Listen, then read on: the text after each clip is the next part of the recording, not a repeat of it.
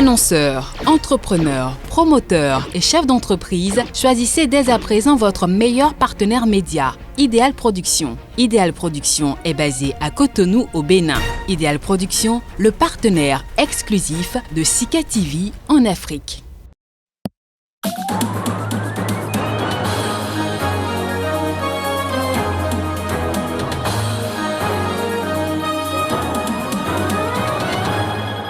Au sommaire de cette édition, le gouvernement somalien a annoncé ce jeudi la tenue d'ici 60 jours des élections nationales, dont le report avait provoqué l'une des pires crises politiques de ces dernières années dans le pays.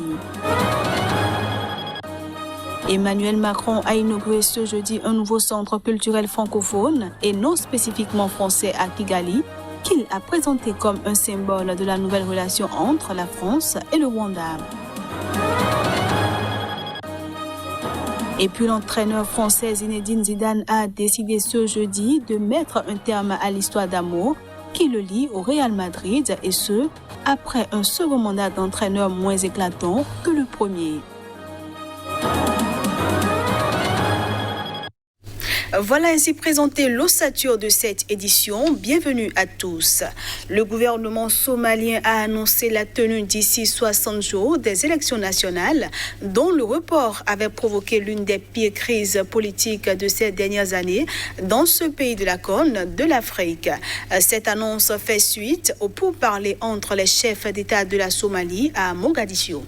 Le gouvernement somalien a annoncé jeudi la tenue d'ici 60 jours des élections nationales dont le report avait provoqué l'une des pires crises politiques de ces dernières années dans ce pays de la Corne de l'Afrique. Début mai, dans un geste d'apaisement, Farmajo a finalement chargé le Premier ministre d'organiser des élections dans les meilleurs délais. Ce dernier a appelé à la tenue d'une réunion entre tous les responsables politiques. Ouverte samedi à huis clos, elle s'est achevée jeudi avec une cérémonie officielle et la lecture d'un communiqué résumant les principaux points de l'accord conclu entre les dirigeants. Dans un discours, le Premier ministre a évoqué un jour historique, affirmant que les discussions ont été empreintes de respect, de patience et de compromis.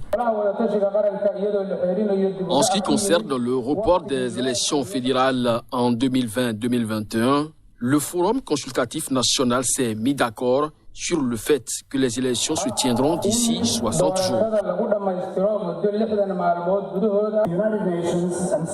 Les Nations Unies et les partenaires internationaux de la Somalie présents aujourd'hui se sont félicités de l'issue heureuse de ce sommet entre le gouvernement fédéral de la Somalie et les États membres fédéraux. Nous tenons à saluer le processus mené par les Somaliens et dont ils sont les acteurs qui a abouti à ce consensus. Parmi les points de contentieux discutés figure la composition des comités électoraux ainsi que la tenue du vote dans le sud-ouest de la Somalie, à la frontière avec le Kenya, une zone du Jubaland qui fut récemment le théâtre de combats meurtriers entre troupes nationales et locales.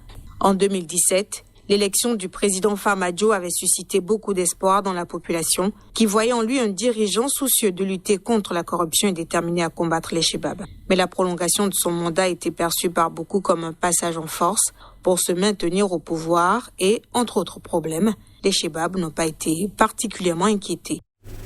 3 accusés au procès de l'ex-premier ministre ivoirien Guillaume Soro et d'une vingtaine de ses partisans pour un complot présumé contre le pouvoir ont reconnu que des armes étaient entreposées au siège de son parti. C'était lors de la 3e journée d'audience ce jeudi à Abidjan.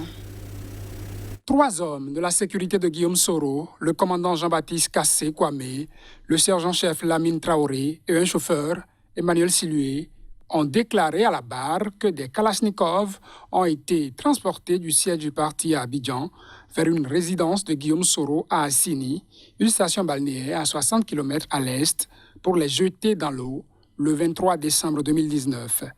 C'est à cette date que Guillaume Soro devait rentrer en Côte d'Ivoire, mais l'avion qui le ramenait de Paris avait finalement été dérouté vers le Ghana.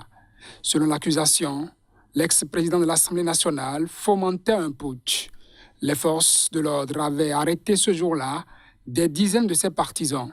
Le commandant Kwame a dit avoir paniqué en raison de la situation et ordonné à ses hommes d'aller jeter à l'eau 30 Kalachnikovs, précisant qu'il s'agissait de vieilles armes. Le sergent Traoré et le chauffeur Silué ont déclaré en avoir transporté 8. Ancien chef de la rébellion des années 2000, Guillaume Soro, 49 ans, qui vit en exil depuis 2 ans, est jugé par contumace, ainsi que 5 de ses partisans. Les accusés qui ont nié toutes les charges encourent la prison à vie. Le collectif d'avocats qui défend Guillaume Soro a dénoncé un simulacre de procès et un règlement de compte politique. Après une élection présidentielle tendue en octobre, la Côte d'Ivoire traverse depuis plusieurs mois une période de détente politique avec des discussions entre le pouvoir et les 2 principaux partis d'opposition et des libérations d'opposants. Mais Guillaume Soro et ses partisans restent dans le collimateur des autorités et semblent marginalisés.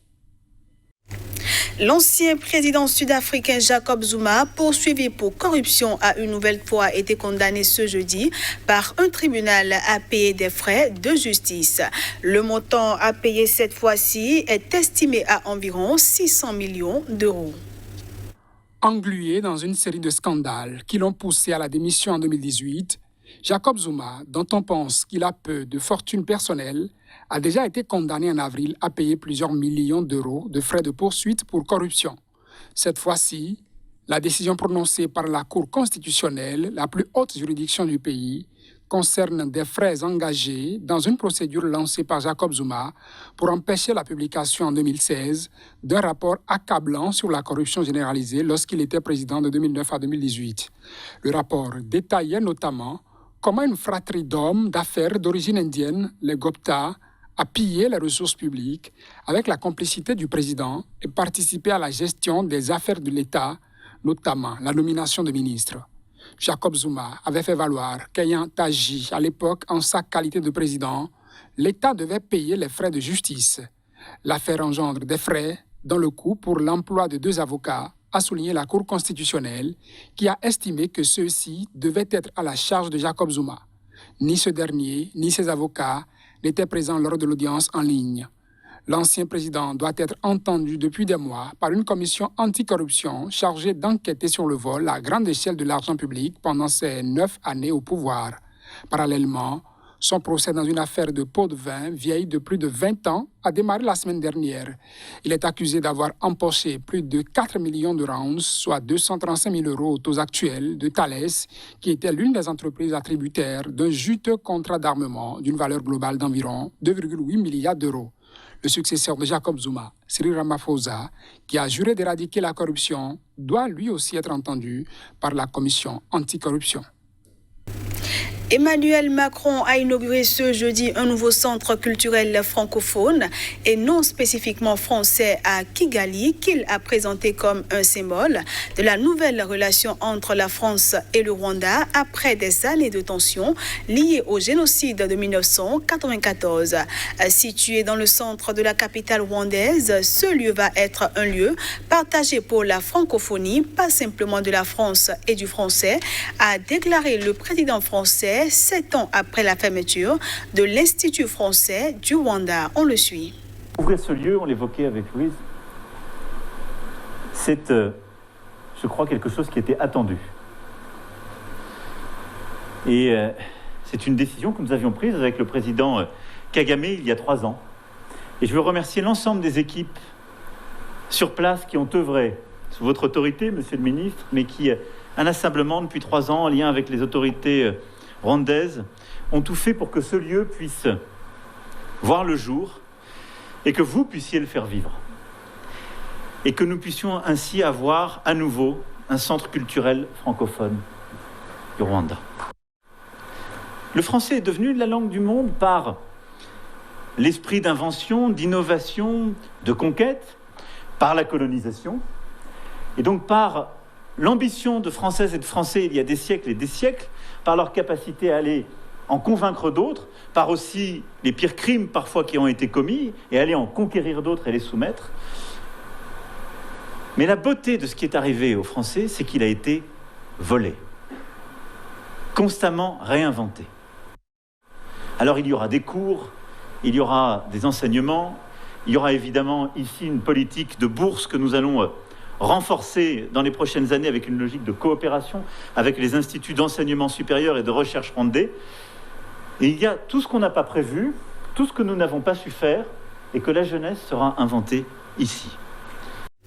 Une note de sport pour finir cette édition. Zinedine Zidane et le Real Madrid, c'est terminé. L'entraîneur français a décidé ce jeudi de mettre un terme à l'histoire d'amour qui le lie au club espagnol, et ce, après un second mandat d'entraîneur moins éclatant que le premier. Zinedine Zidane quitte le centre d'entraînement du Real Madrid dans sa voiture après avoir dirigé son dernier entraînement en tant qu'entraîneur des Merengues. L'entraîneur français a décidé ce jeudi de mettre un terme à l'histoire d'amour qui le lie au club espagnol après un second mandat d'entraîneur moins éclatant que le premier. Après des adieux triomphants comme joueur en 2006, puis un premier départ du banc en mai 2018, 5 jours après avoir raflé un triplé inédit en Ligue des Champions, Zidane quitte le Real pour la 3e fois avec un bilan plus terne et une dernière saison vierge de tout titre. Plébiscité par tous les supporters madridistes malgré les échecs de cette saison, Zidane, contrairement à son premier passage sur le banc de la Maison-Blanche, n'a pas échappé aux critiques cette saison.